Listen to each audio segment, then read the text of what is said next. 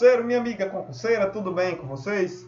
Que mais uma vez, professor Thiago Cordeiro, nós vamos iniciar aqui um vídeo corrigindo algumas questões sobre o sistema operacional Windows, tá? E aí eu vou deixar essas questões na descrição do vídeo e para que você consiga acompanhar juntamente comigo, para que a gente consiga desenrolar essas questões, tranquilo? Eu trouxe aqui questões da banca CESP, Sebrasp, trouxe questões da OCP e da banca Consulpan, tá? Então a gente vai trabalhar com essas três bancas aí, apesar de serem só 5 questões, aí eu trouxe aí essas questões variadas, tá bom? Vamos lá, vamos dar início aqui, vamos adiante. A primeira questão, ela vai tratar o seguinte: a ferramenta do Windows chamada ponto de restauração permite ao usuário fazer o quê? Né? Então a questão ela quer saber o que é a ferramenta ponto de restauração, essa ferramenta que nós temos no sistema operacional Windows, ponto de restauração. O que é que o ponto de restauração faz para a gente?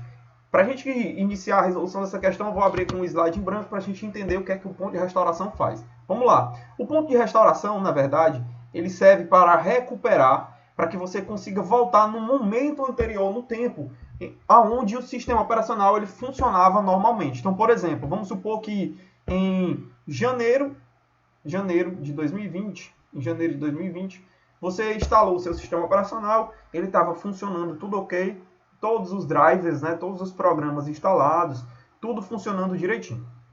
E aí você começou a utilizar o seu computador nessa linha do tempo e mês de fevereiro você instalou alguns programas, como por exemplo, programa editor de imagem. E aí você instalou lá, tá certo? No decorrer desse processo, mais ou menos aqui é fevereiro, mês de fevereiro, e aqui mais ou menos no mês de março, certo? Você colocou arquivos pessoais, e quando foi lá mais ou menos no mês de abril, você instalou aqui outros programas. Na sua máquina. Programas que fizeram com que você,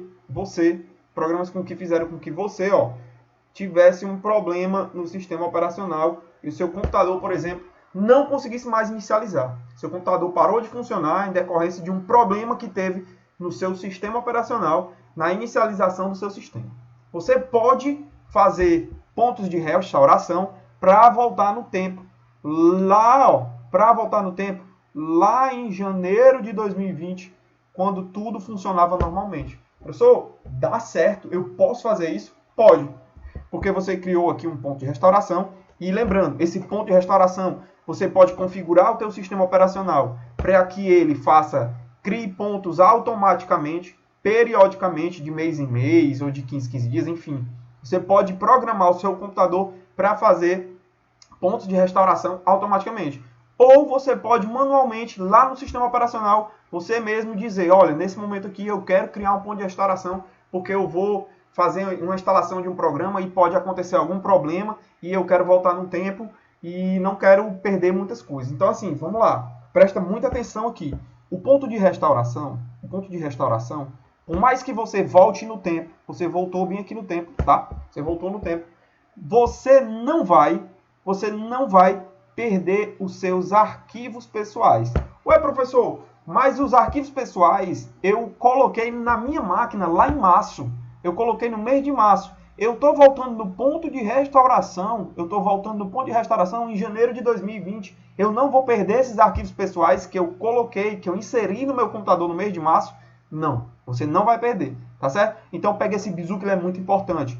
No ponto de restauração, por mais que você volte no tempo, ele não afeta arquivos pessoais. Então, a primeira dica que eu te dou, ele não vai afetar arquivos pessoais, tá certo? Então, ponto de restauração, por mais que você volte no tempo, ele não vai apagar, ele não vai excluir, ele não vai deletar os seus arquivos pessoais, tá certo? Agora, observação, anota essa observação aí comigo, ó. Anota essa observação. Programas de computador, programas que você instalou na sua máquina, serão afetados. Então, por exemplo, presta atenção. Quando você voltar no tempo, aqui em janeiro de 2020, você vai, por exemplo, perder o seu editor de imagens que você instalou, você vai perder todos os programas que você instalou, mas os arquivos pessoais vão permanecer. Então, ponto de restauração, a ideia dele principal é o quê? A ideia dele é voltar no tempo, em um momento anterior, quando o sistema operacional funcionava normalmente. Para quê? Porque de repente o usuário faz uma besteira, o sistema operacional para de funcionar, você tem a opção de voltar no tempo, mas você não perde os arquivos pessoais. Porém, os programas de computador que foram instalados serão perdidos, porque eles serão sim afetados. Tá bom? Então vamos voltar aqui na questão. Primeira questão, qual o gabarito? Vamos lá. O que é que o ponto de restauração faz? Item A. Utilizar programas antigos que rodam em sistemas operacionais já ultrapassados. Negativo. Item B. Gerenciar acesso às informações recuperadas após um ataque de vírus. Não tem nada a ver com esse negócio de ataque de vírus não, tá? Item C. Recuperar um estado em que o sistema operacional estava em um momento anterior. Esse é o gabarito, do jeito que a gente conversou aqui, tá certo? Item D. Restaurar arquivos não salvos pelo usuário. Não. Ele não restaura arquivos. Ele apenas não afeta os arquivos pessoais. Item E. Restaurar o acesso de administrador após ataque de um hack. Também não. Então, o gabarito dessa primeira questão, gabarito item C. Tranquilo? Segunda questão, vamos lá. Segunda questão. Um sistema operacional moderno é formado por programas de sistema ou utilitários de sistema e programas de aplicação. Qual das alternativas a seguir não apresenta exemplos de programas de sistema? O que foi que a questão disse para a gente que são programas de sistema? A questão está dizendo para a gente que são programas de sistemas ou utilitários de sistema. Tá? Vou abrir aqui um slide branco para a gente explicar. A gente tem, pessoal, três tipos de programas, três tipos de software, tá? Três tipos de software. Quais são? Nós temos três tipos de software. Os softwares podem ser classificados em, primeiro, pode ser classificado em software básico. Segundo, pode ser classificado em software utilitário, que é esse que a questão nos trouxe.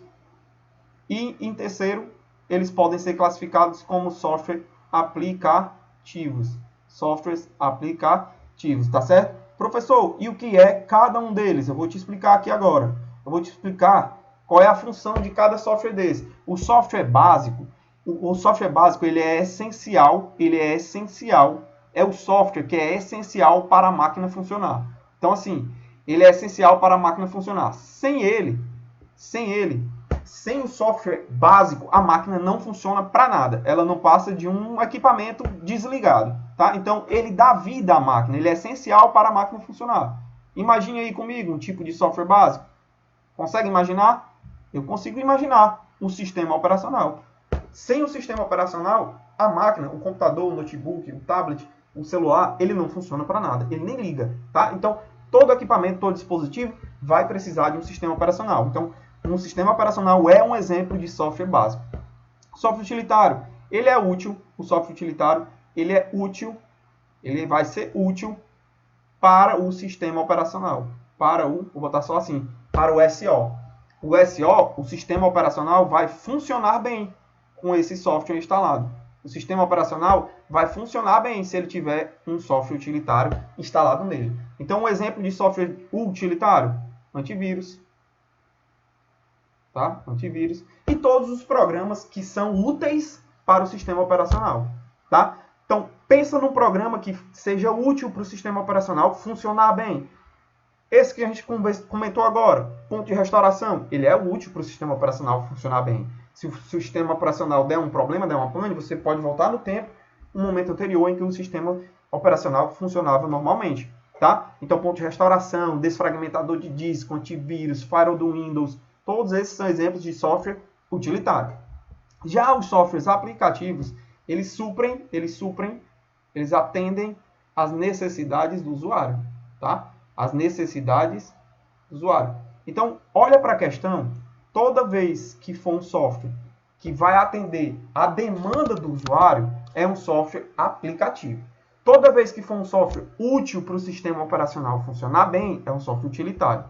E toda vez que for um software essencial para a máquina funcionar, a gente tem um software básico. Então se liga nesse esquema aí, que ele é muito importante. 3 tipos de software nós temos, tá certo? Vamos lá. Então a questão ela trouxe, ó, serviço de background é útil para o sistema operacional, gerenciador de arquivos é útil para o sistema operacional, programas de informações de status, útil para o sistema operacional, programas de verificação de memória, super útil para o sistema operacional. Agora, navegadores web e formatadores de texto, isso aqui são exemplos de software aplicativo.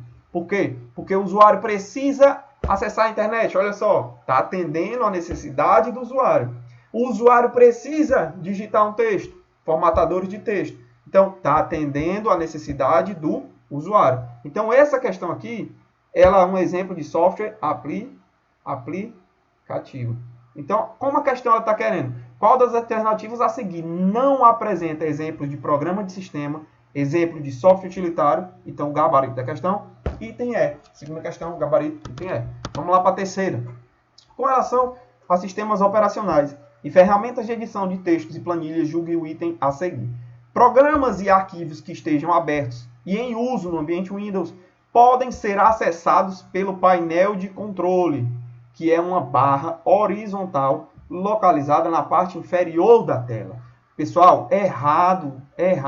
Essa é o nosso gabarito da questão. Por quê? Porque ele está chamando o painel de controle de barra horizontal. Negativo. A barra horizontal que fica na parte inferior da nossa tela no sistema operacional Windows, ela é chamada de barra de tarefas.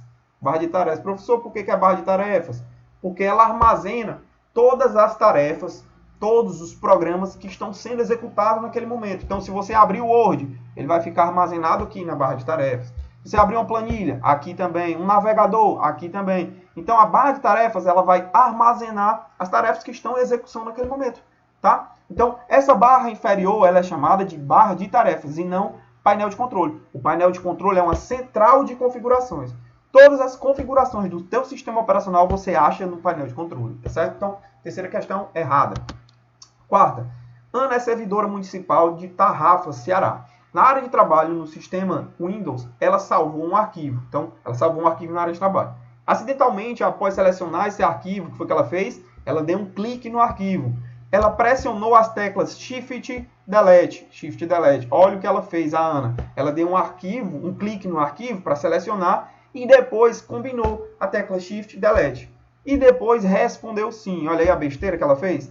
A pergunta que surgiu na tela, pedindo a confirmação da operação. Essa operação foi. Item A, excluir definitivamente esse arquivo. Item B, enviar o arquivo para a lixeira.